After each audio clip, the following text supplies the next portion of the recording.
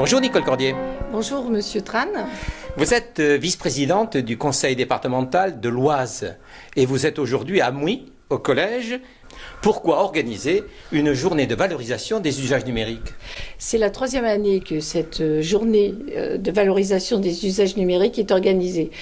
Pourquoi cette journée? Cette journée, c'est tout simplement pour répondre aux besoins de nos collègues principaux de collège et professeurs qui vont découvrir le dispositif et pour répondre aussi aux exigences maintenant de l'éducation numérique qui a une grande place dans l'éducation.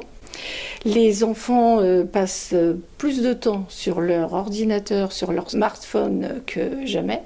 Donc aujourd'hui, l'éducation change, prend une nouvelle voie.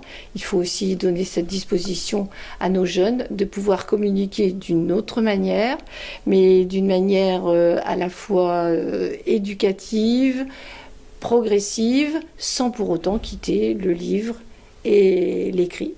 Quelles sont les spécificités du conseil départemental en matière d'investissement du numérique éducatif? Alors, le département a beaucoup investi dans le très haut débit. Le syndicat mixte de l'Oise du très haut débit a mis en place le fibrage de tous les collèges, c'est déjà fait. Par contre, toutes les communes seront raccordées à fin 2019. En matière d'investissement de matériel pédagogique, quelle est la politique menée par le conseil départemental? Cette année, le conseil départemental a mis un budget de 1 700 000 pour le renouvellement du matériel numérique. On a un dispositif, un PC, un vidéoprojecteur par salle de classe dans les collèges, ce qui est quand même un équipement très valorisant. Et toutes les salles sont équipées? Toutes les salles sont équipées, en plus des salles numériques et de la classe mobile. Parlez-moi de Numéritech. Alors le département a une Numéritech, il met à disposition des collèges et des enseignants du matériel que les enseignants peuvent essayer et ensuite, après, l'acquérir le cas échéant. Je pense que vous êtes très sensible au défi robot. En quoi cela consiste-t-il? Le défi robot a été initié en l'année scolaire 2016-2017 et c'est vraiment un outil pédagogique très important parce que les élèves sont très partie prenante. Ils ont une ouverture sur différentes matières.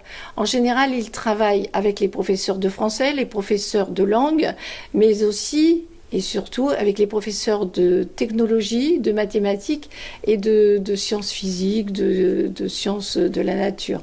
Ils ont donc un travail de recherche et ils se concentrent énormément.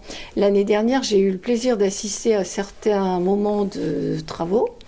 Et véritablement, les équipes des collèges étaient avec le professeur en partenariat.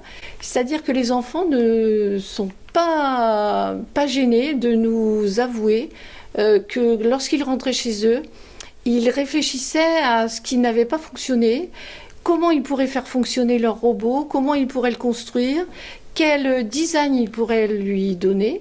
Et vraiment, là, on se rend compte qu'ils y associaient même certains leurs parents. Donc, c'est une grande ouverture pour l'éducation et pour nos collégiens. Merci beaucoup, Madame la vice-présidente. De rien, Monsieur Tran.